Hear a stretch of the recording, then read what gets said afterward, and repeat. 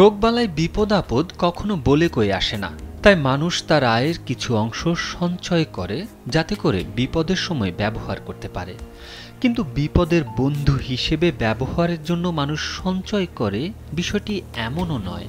ভবিষ্যতে জমি ক্রয়, ব্যবসায় বিনিয়োগ সহ নানা উদ্দেশ্যে মানুষ সঞ্চয় করে, আর সঞ্চয়ের ক্ষেত্রে অধিকাংশ মানুষ সবচেয়ে নিরাপদ খাত হিসেবে বিবেচনা করে সঞ্চয়পত্রকে।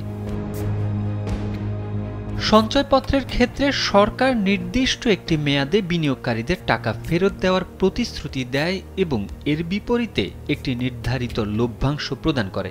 এই লভ্যাংশ মূলত বিনিয়োগের উপর সুদের ভিত্তিতে নির্ধারিত। এর মাধ্যমে বিনিয়োগকারীরা তাদের বিনিয়োগের উপর অতিরিক্ত মুনাফা পান, যা ইসলামী শরীয়তে সুদ হিসেবে গণ্য হয়।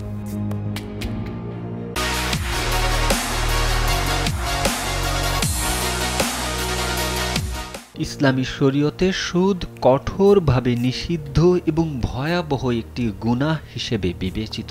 কোরআন ও হাদিসে সুদের ভয়াবহতা এবং এ থেকে বিরত থাকার জন্য দৃঢ় নির্দেশনা প্রদান করা হয়েছে। সঞ্চয়পত্রের লভ্যাংশ সুদের অন্তর্ভুক্ত হওয়ায় এটি গ্রহণ করা ইসলামী শরীয়তে জায়েজ নয়।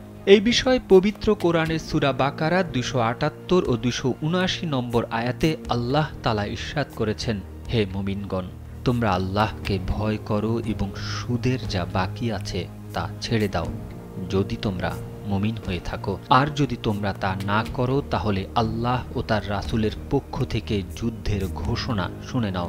এখানে সুদ পরিহারের জন্য কঠোরভাবে হুঁশিয়ারি দেওয়া হয়েছে। সহিহ মুসলিমে রাসূলুল্লাহ সাল্লাল্লাহু আলাইহি ওয়াসাল্লাম বলেছেন, আল্লাহ তার লানত দিয়েছেন সুদ গ্রহণকারী, সুদ প্রদানকারী, সুদের দলিল লেখক এবং সাক্ষীদের ওপর।